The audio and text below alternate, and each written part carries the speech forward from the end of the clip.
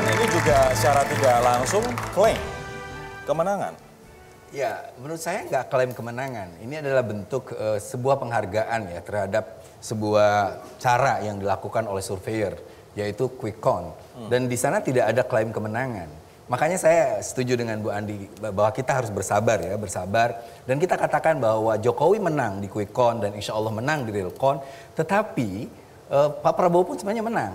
Satu, dia menang karena dia menjadi rival yang kuat untuk Jokowi. Yang kedua, dia pun menang kalau bisa meredam pendukungnya untuk tidak terus-terusan membuat narasi kecurangan. Kalau sekarang posisinya menang atau enggak? Karena saya tanya, makanya siapa yang terus membuat narasi kecurangan? Makanya saya tidak suka ya teman-teman saya tiba-tiba... Yang narasi kecurangan itu yang mana? Kenapa? Yang narasi kecurangan yang mana yang dimaksud? Coba dijelasin dulu. Iya, ada orang yang membuat narasi kecurangan, baik itu di medsos dan lain sebagainya. Iya, seperti apa itu? Yang Kenapa? dimaksud narasi kecurangan yang dimaksud Salah dari satunya pihak 02 gitu. Salah satunya adalah tidak mengakui quick count. Salah satunya adalah menunjukkan beberapa titik lalu menggeneralisir seluruh proses yang sudah berlangsung damai. Makanya saya Mbak Ani justru mengkritik teman-teman saya yang tiba-tiba ngapain itu Pak Prabowo sujud syukur segala. Saya bilang hormati beliau sujud syukur. Kenapa? Pak Prabowo itu sujud syukur pertama karena sudah menyelesaikan proses pilpres yang panjang dan dia bisa istirahat. Yang kedua sujud syukur dia itu adalah berterima kasih pada Allah karena telah mengantarkan Jokowi jadi presiden. Bu Andi, menurut Anda yang menciptakan narasi Itu bisa hoax kecurangan itu juga siapa? itu. Bagaimana dia bisa tahu bahwa Pak Prabowo sujud syukur karena dua itu? Enggak, gitu kan? sujud syukur itu kan syukur pada Allah. Anda Bagaimana mengatakan kondisinya? bisa mengklaim isi pikiran hatinya Pak Prabowo itu kan susah gitu loh. Nah, itu bisa hoax Justru juga, itu gitu. yang namanya husnudzon. Nah, demokrasi kita harus Nggak dibangun bisa, dengan nggak bisa, Mas. sangkaan Ya. yang baik. Sekali lagi bukan mohon hanya ditahan, suudzon. mohon ditahan gitu. kalimatnya.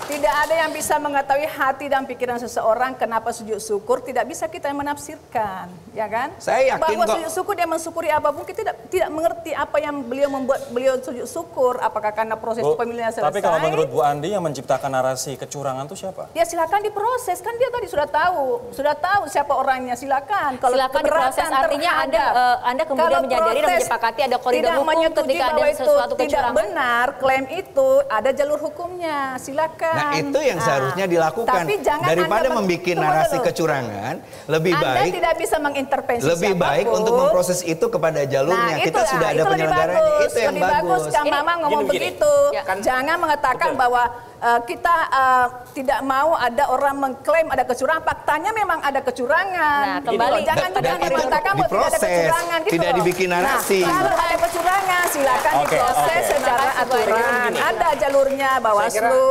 kemudian Kalau Pak DKPP dan Prabowo sujud lain-lain. syukur, kita memang nggak bisa melakukan tafsir terlalu Nggak bisa. interpretatif. Iya. Yang disampaikan Pak Prabowo ketika menyatakan takbir dan sujud syukur itu karena beliau mengklaim menang. Itu pengakuan Salah satu zahirnya tafsir. itu. Bukan tafsir, itu pengakuan langsung dari Pak Prabowo. Dia merasa dirinya menang, pertama alasannya karena alasannya punya versi quick count sendiri dulu, press conference yang pertama. Kemudian yang kedua baru real count. Real count, oke. Dari data 40%. Terakhir Tadi. 60% data masuk real count. Jadi sekarang kita coba mengevaluasi, mengkritisi dari pernyataan zahirnya dulu. Karena soal yang batin tadi itu nggak bisa kita interpretasikan. Nah, pertanyaannya kita belak-belakan saja ya. Kalau betul argumen beliau adalah real count, kita buka-bukaan saja data real count Pak Prabowo dari wilayah mana saja. Ini penting karena kalau misalnya datanya itu tidak representatif, ngumpul di beberapa wilayah saja, tentu menjadi problematik. Contoh misalnya, kalau datanya 80% data masuk, tetapi tidak proporsional, itu ngeri. Saya ingat tahun Tidak 2004. proporsional maksudnya adalah harus provinsi yang di mana itu adalah base-nya Prabowo, di mana itu adalah base-nya Jokowi. Mas, sebentar, kita tanya Bu Andi, Bu, memang datanya gimana sih Bu? Sampai ada angka 60% berdasarkan real count versi Nah, BPN itu yang itu. ngomong beliau, bukan saya. Enggak, ini kan klaim dari Pak Iya. Prabowo 52, Iya. 62 kembali ke Artinya 60 begini, Bu. Tapi Anda kalau mau mengetahui buka data itu? data, ya lembaga survei juga buka data dong. Oh tentu. Dia kan sama-sama belum membuka data. Data mana yang titik sampelnya misalnya SMRC, contoh saja. Titik sampelnya buka kepada publik. TPS mana, wilayah mana. Itu sama saja dengan di sebelah ibu ada indikator politik bisa langsung dijawab. Kalau sampelnya data dibuka supaya adil, supaya adil, supaya adil, semua data dibuka ke publik secara transparan.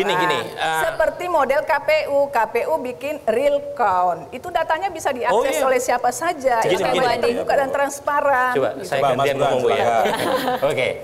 Jadi kalau di asosiasi itu punya mekanisme yang berhak melakukan namanya Dewan Etik. Itu berhak melakukan audit forensik metodologis dan itu sudah dilakukan 2 kali di 2009 dan 2014. Tapi kalau misalnya demi kepentingan bersama semuanya pihak itu membuka datasetnya. Saya pribadi, saya nggak bisa mengatasnamakan Persepi karena harus rapat dulu. Lembaga saya siap untuk buka-bukaan. BPN pun harus siap. Jadi lebih fair, ini bagian dari proses pendidikan politik, tapi saat yang sama pula, menurut saya ya, kita tidak boleh merepresi aspirasi dari BPN yang mengklaim kemenangan. Silahkan saja. Sebentar Mas, tapi kalau kita berbicara soal track record, 2004 kita kerjasama dengan Polster juga, 2009 SMRC, LSI, kemudian LIPI, dan lain sebagainya, 2000 waktu Pilkada Jakarta juga, dan sekarang juga, dan ternyata secara kredibilitas, secara hasil, tidak ada yang salah dengan hasil dari quick count teman-teman yang kredibel begitu, kecuali mereka yang masuk angin begitu. Apakah kemudian hasil dari quick count ini seharusnya ya sudah dimaknai sebagai suatu, ibaratnya kayak kita ini Mbak Oki, sampel darah, kita nggak perlu mengambil semua darah, tapi sedikit saja, tapi itu menunjukkan kesehatan darah kita secara keseluruhan. Menurut Anda gimana, Mbak? Iya, selain itu periksa darah ada juga, Mas Rory, yang saya baca juga, kalau kita mau ngetes sayur asam itu cukup asamnya, cukup dengan sendok kecil aja, nggak usah 1 baskom sayur asamnya kita minum semua. Asal diaduk dengan benar. Iya. Asal sayur asam. Jadi artinya adalah seberapa besar sebetulnya seseorang itu mempercayai sebuah ilmu pengetahuan. Karena menurut hemat saya, apa yang dilakukan oleh Mas Burhan dengan rekan-rekan ini, itu sudah ada ilmunya, itu sudah ada sistemnya. Jadi sekarang bagaimana kita yang melihat hasil dari ilmu pengetahuan tersebut, itu bisa kita terima dengan berjiwa besar. Dan saya melihat bahwa pemilu yang setiap 5 tahunan sekali ini adalah sekali lagi edukasi politik buat masyarakat. Ini merupakan peletakan fondasi politik bagi demokrasi bangsa ini. Kalau misalnya pemilu yang sekarang ini atau yang kemarin-kemarin kemudian dirusak oleh hal-hal yang seperti ini, tidak percaya dengan pengetahuan ataupun tidak percaya dengan apa yang sudah dilakukan oleh berbagai macam lembaga ini, dan yang mana itu juga tadi Mas Rory katakan hasilnya seperti Pilkada lalu juga tidak beda jauh. Artinya mungkin sekarang telunjuk tangannya ke kita. Telunjuk tangannya kepada mereka yang tidak percaya itu. Kenapa kok nggak percaya gitu? Apa yang membuat nggak percaya? Saja. Mungkin ada penjelasan yang menurut kita lebih empatik untuk memahami seorang Pak Prabowo. Begini, maksud saya kalau dari sisi psikologis ada sesuatu yang tidak diinginkan terjadi, maka yang pertama kali reaksi muncul adalah denial. Nah, tetapi lama-kelamaan proses pengingkaran itu akan mengalami acceptance. Dia akan menerima. Jadi ini ada fase denial, ada fase denial, ada fase acceptance. Itu yang terjadi di 2014. Sebentar. Tahapannya 5 ini. Ini serius loh. Kalau Anda tadi mengatakan ini adalah tahapan denial, Bu Andi, benar Pak Prabowo saat di dalam tahapan denial? Saya yang jelaskan dulu ya. Di 2014, ini persis, ini pengulangan persis sekali. 2014 juga ada penolakan terhadap hasil quick count. Kemudian Pak Hatta Rajasa juga tidak hadir waktu Pak Prabowo menyampaikan deklarasi. Kayak sejarah berulang seperti itu ya Mas Burhan. Kemudian ketika KPU merilis hasil real count, juga muncul penolakan terhadap real count KPU. Kemudian diajukan gugatan ke MK. MK memutus gugatan kubu Pak Prabowo ditolak, juga ditolak. Akhirnya di situ acceptance mulai. Sami'na wa ta'na, kemudian datang waktu Pak Jokowi dilantik sebagai presiden. Itu kan satria juga Pak. Kalau soal quick count itu bukan sesuatu yang baru. Sekali lagi saya tegaskan bukan sesuatu yang baru ya. Misalnya bukan hanya soal pilpres, tapi juga misalnya soal pilkada. Pilkada DKI 2016 yang lalu, segregasinya luar biasa, konfliknya juga luar biasa. Tetapi ini kan soal posisi di mana kita memahami quick count itu sendiri. Di dalam Pilkada DKI, saya kira yang kalah mengatakan versi quick count. Langsung mengatakan oke, jam 4, jam 5 mengatakan saya menerima kekalahan, tetapi prosesnya kita serahkan kepada KPU. Menurut saya ini sesuatu yang dan tidak ada kemudian orang yang mau gugat ini itu ya. Jadi menurut saya gini, saya setuju dengan Mbak Andi ya bahwa proses ini belum selesai. Tetapi kan kita juga sudah tahu bahwa proses yang akan terjadi saat ini adalah lebih kepada bagaimana semuanya diserahkan kepada penyelenggara pemilu. Untuk bagaimana penyelenggara pemilu menyelesaikan ya tugas pokoknya, pertama perhitungan, rekapitulasi suara hingga ke penetapan KPU. Tapi bagaimana apabila kita sudah memberikan mandat kepercayaan kepada penyelenggara pemilu sudah melakukan pekerjaannya dengan baik, tapi akhirnya ujung-ujungnya nanti adalah mereka dituding tidak jujur. Dituding curang. Ya kalau dari sejak awal sudah memiliki ketidakpercayaan terhadap lembaga penyelenggara pemilu, saya kira terus apa fungsi dari demokrasi benar ada narasi kita? Seperti itu selama ini?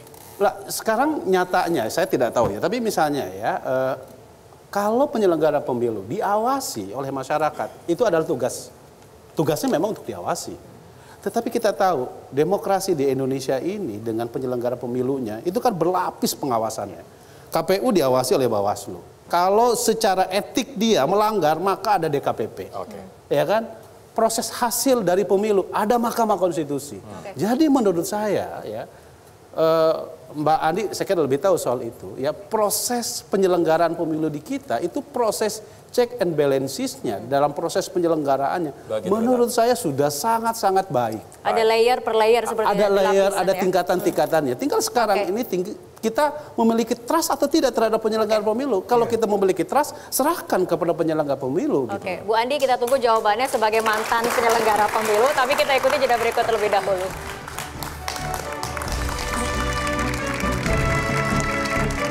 Anda kembali bersama kami dalam Election Talk Spesial Indonesia 1. Kita ke Bu Andi. Bu Andi, tadi Kang Aceh sempat mengatakan mengenai narasi untuk membangun trust kepada penyelenggara pemilu karena ini pengawasannya sebetulnya sudah lapis per lapis seperti itu. Anda kan pernah duduk sebagai penyelenggara pemilu. Pengawasannya seperti itu kan? Ya, pengawasan KPU itu semua pihak sebetulnya. Walaupun artinya tidak mungkin KPU main-main dengan data, dengan teknis pelaksanaan pemilu. Ada beberapa, misalnya daerah-daerah yang terutama misalnya tingkat PPK ke bawah, itu juga kita tidak bisa menafikan ada pernah terjadi lah ya. Berarti kita tidak bisa menyimpulkan masif, terstruktur, dan juga sistematis, Bu. Nah, itu yang bisa menilai itu MK, ya. Kalau misalnya orang bersengketa ke Mahkamah Konstitusi, tentu tergantung kepada bukti-bukti dan fakta-fakta serta saksi-saksi yang diajukan oleh penggugat. Nah, kalau penggugat kemudian mampu menunjukkan bahwa itu terstruktur masif, berencana, itu bisa saja MK yang menilai, itu ada hakimnya yang sangat memahami itu. Nah, karena itu saya kira KPU sebagai penyelenggara tentu diharapkan memang seperti undang-undang mampu untuk independen dan menjalankan secara jurdil. Bahwa di setiap pemilu tidak ada yang 100% itu sesuai dengan harapan undang-undang dan kita semua. Ya inilah dinamika demokrasi kita yang perlu kita benahi terus-menerus. Dari periode ke periode. Misalnya kita sekarang ada lagi pemilu serentak antara pileg dengan pilpres. Ini agak sedikit berbeda lagi. Misalnya pertarungan capres dengan partai itu berbeda lagi di sini. Nah karena itu saya kira saya melihat bahwa sebetulnya kehidupan berdemokrasi kita harap semakin bagus. Karena dari pemilu harus menjadi pembelajaran, menjadi pembelajaran. Tetapi bahwa KPU ada yang mengawasi seperti DKPP, kemudian ada Badan Pengawas Pemilu. Sekarang yang mengawasi itu banyak banget, sampai kepada medsos juga mengawasi. Artinya kecil kemungkinan untuk KPU melakukan kecurangan, Bu. Mestinya begitu ya. Mestinya begitu, makanya kalau masih terjadi artinya rakyat dan partai politik dan juga elit partai harus memberikan trust-nya kepada penyelenggara pemilu untuk melaksanakan kewajiban dan tugasnya. Harusnya begitu dan logikanya begitu ya, tapi bergantung kepada sejauh mana kinerja dan penerapan dilakukan oleh KPU. Kalau kita melihat sekarang misalnya, saya melihat bahwa KPU itu soal DPT saja memang dari dulu kan tidak pernah tuntas ini urusannya antara pemerintah dengan KPU sebagai penyelenggara, data ini yang selalu tidak match. Tapi kita berharap bahwa ke depan ini lebih bagus lagi pendataan pemilih kita. Ini kan salah satu yang disoal oleh BPN misalnya, adanya satu KK misalnya terdaftar nama pemilihnya ada yang ratusan, puluhan ya. Ini kan satu hal yang ditemukan. Tidak juga bisa kita tampilkan, itu ada fakta yang harus diperbaiki ke depan.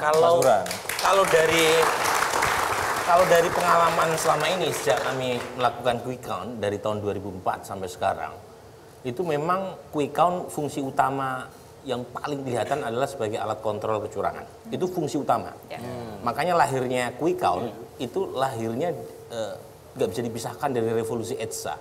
Jadi tahun 86 ada pemilu di Filipina karena waktu itu Marcos dianggap curang di pemilu sebelumnya. Maka muncul snap election.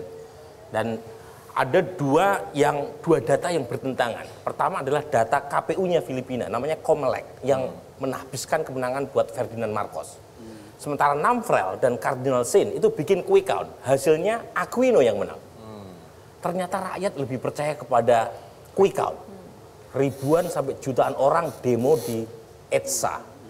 Nah, revolusi EDSA itulah yang menumbangkan Marcos.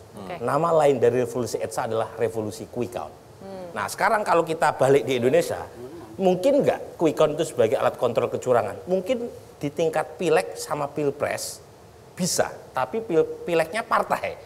Tapi kalau untuk di internal partai, terutama kan kita pakai proporsional terbuka.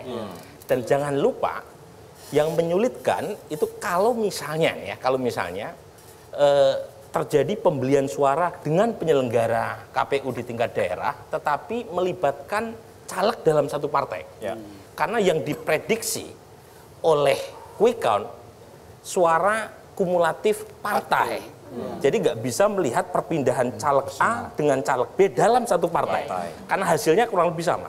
Yang kedua mungkin caleg dari partai yang tidak lolos PT.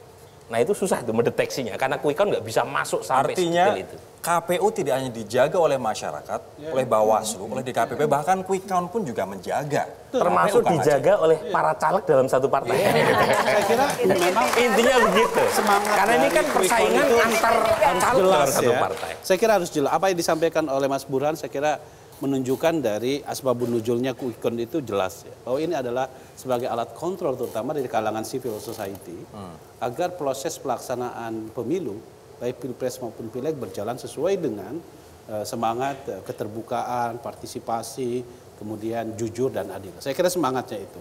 Oleh karena itu kalau dari sejak awal memang tidak untuk dijadikan sebagai patokan. Tetapi sebagai upaya untuk mengguidance bahwa proses ini berlangsung sesuai dengan partisipasi masyarakat, bahwa di situ ada masyarakat punya, saya nggak bisa bayangkan kalau nggak ada quick count ya setelah pemilu, mungkin masyarakat seperti gelap gitu, siapa yang menang, siapa yang kalah, dan kita nggak bisa bayangkan. Mungkin bisa terjadi proses di mana manipulasi dan lain-lain yang bisa dilakukan secara tanpa diketahui. Tetapi dengan cara begini tentu kita bisa memastikan, oh ternyata arahnya ke situ. Tapi oke lah, kita tunggu hasil. Alat kontrol bagi KPU dan juga sebagai guidance bagi para pemilih seperti itu ya, Kang Maman? Iya, kata kuncinya kan satu. Kita tidak boleh melakukan delegitimasi terhadap penyelenggara kepada KPU. Karena sesungguhnya apa yang terjadi hari ini kita lihat di 2014 kemarin.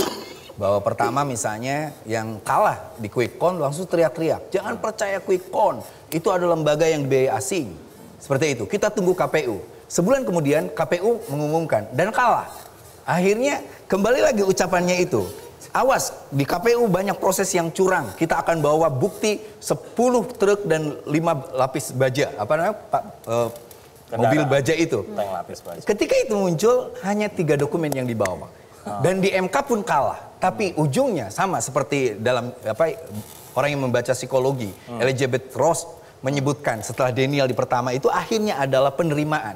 Penerimaan. Dan Pak Prabowo adalah orang yang datang mengucapkan selamat kepada Pak Jokowi. Sebenarnya ini yang kita tunggu. Sesungguhnya ini yang kita tunggu dari denial menjadi acceptance, Kang. Iya, jadi jangan sampai ada marah-marah dulu, jangan ada penolakan dulu, jangan ada depresi dulu. Biasa aja, ini pilpres kok. Jangan marah-marah dan sebagainya. Kita sudah bertarung ide dan gagasan, kita telah menguras energi tetapi untuk kecerdasan bangsa, mem-mem yang menarik. Menurut saya ini suatu proses demokrasi yang bagus. Kalau tadi kita menyimak pernyataan dari Pak Jokowi, kita juga ada tahu tadi ada pernyataan dari Pak Prabowo. Kita coba lihat pernyataan Pak Jokowi ketika sore kemarin selepas quick count. Kita lihat bersama-sama. Namun demikian sekali lagi kita harus tetap sabar. Sabar menunggu hasil penghitungan resmi dari KPU. Yang terakhir, kita ingin mengucapkan terima kasih yang sebesar-besarnya sekali lagi kepada seluruh jajaran ketua dan komisioner KPU, Bawaslu, dan DKPP. Ucapan terima kasih juga sekali lagi kami sampaikan kepada TNI dan Polri yang telah menjaga keamanan, menjaga ketertiban sehingga pemilu 17 April kemarin berjalan dengan lancar dan damai. Juga ucapan terima kasih kita sampaikan kepada seluruh masyarakat yang telah aktif pilihnya berpartisipasi dalam pemilu ini dan juga dalam menjaga keamanan dan ketertiban pemilu. Yang terakhir, kami juga tidak lupa mengucapkan terima kasih yang sebesar-besarnya kepada seluruh partai koalisi Indonesia Kerja, kepada seluruh relawan, kepada seluruh jajaran tim maupun daerah, serta semua pihak yang telah membantu kami, Jokowi Kiai Haji Ma'ruf Amin. Terakhir, sekali lagi marilah kita terus dan merawat persatuan kita, kerukunan kita, persaudaraan kita sebagai saudara sebangsa dan setanah air. Ini adalah pernyataan dari Pak Jokowi tadi sore.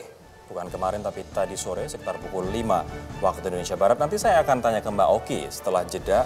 Ini yang tadi disampaikan oleh Pak Jokowi menunjukkan sikap apa. Kami akan kembali membahasnya sesaat lagi.